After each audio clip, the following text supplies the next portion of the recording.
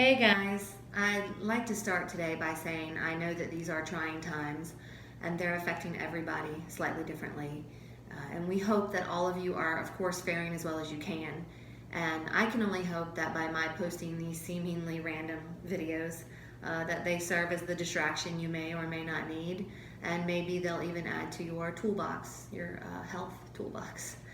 So I'd like to expand on my last video that I posted last week regarding the SI joint or the sacroiliac joint. But before you keep scrolling, this video is not about the SI joint, nor is it nearly as boring. Just hang on for like 30 seconds before I get to the good part. So in my last video, I emphasized that the SI joint is prominent in the rehabilitation setting, or at least it is in mine, because of the joint's fundamental capability to protect. So again, any adverse tension elsewhere in the framework is going to set the SI joint up for helpful protective behavior. However, when the joint lingers in overused territory and begins to present with asymmetry itself, it is not uncommon for the dominant posterior postural muscles, the anterior hip muscles, as well as the hamstring group as a collective whole, the iliolumbar ligaments, etc., to suffer as a result. So, bringing it back to home base, correction of the SI joint specifically has proven very beneficial in majority of my patients' pain cases, regardless of their main complaint, or at the very least, it's always a really great starting point. Okay, so I'd like to take that information and apply it to the preventative setting. So some of you may or may not know that I work with a lot of athletes in my practice. It's awesome. I love it so much. So I treat my athletes for pain, dysfunction, and injury, but I also work with them extensively in the preventative setting, or prehab, as some of the gurus are calling it, I believe. So how do we do sport whilst preventing injury, but also, so important, how do we create or execute what I like to call efficiency of performance? Because when talent meets efficiency, the arena for excellence bursts wide open. Okay, so how do we create efficiency of performance? Well, this is where my job as a practitioner gets really fun, because creating efficiency of performance is highly dependent on the individual, the athlete, their sport, their structural state at that given moment in time when they come to see me. It's largely dependent on biomechanics, biochemistry, nervous system adaptability, past health trauma history, psychosomatic state, etc. In other words, it's very, very individualized. However, for the benefit of the few of you listening, I am capable of keeping it basic and generic so that some of you may benefit, and keeping it simple because, as some of you may have already gathered, I highly value the art of simplicity.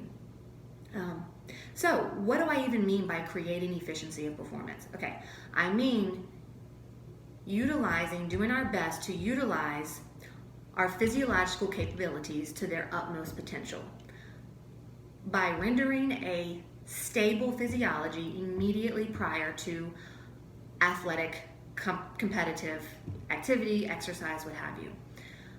What do I mean by that? I mean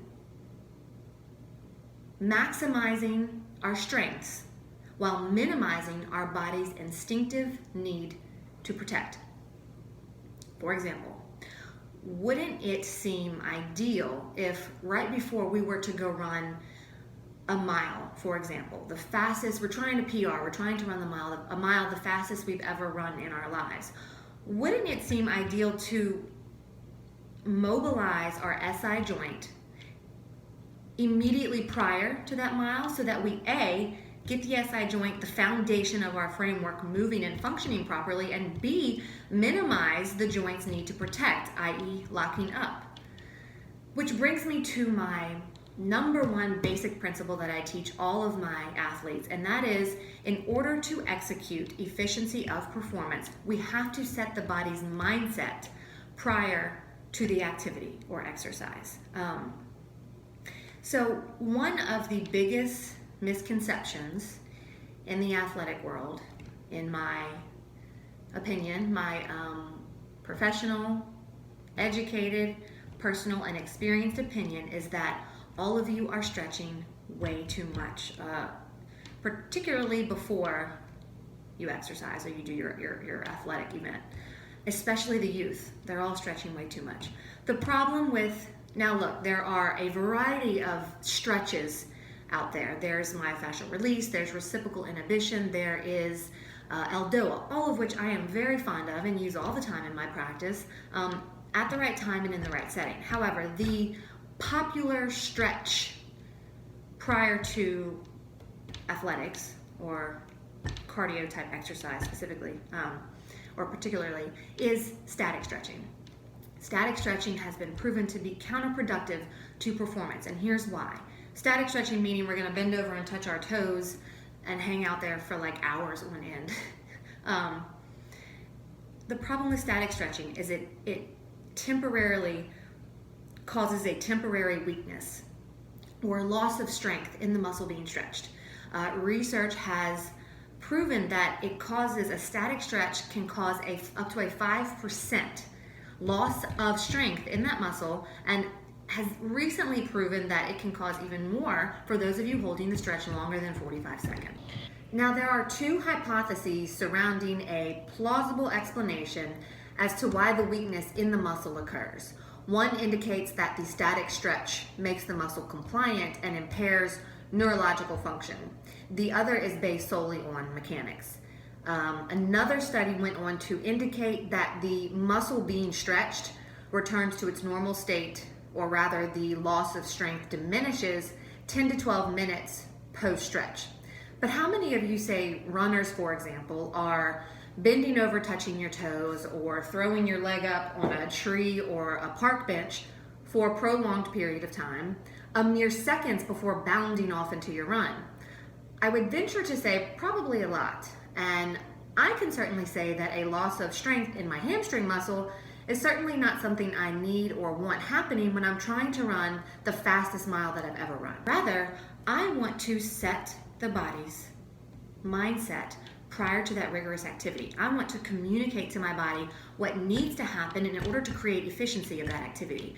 In other words, let's engage and facilitate and lubricate the joints and the muscles that are supposed to work in order for me to run fast, throw far, hit hard, jump high, etc.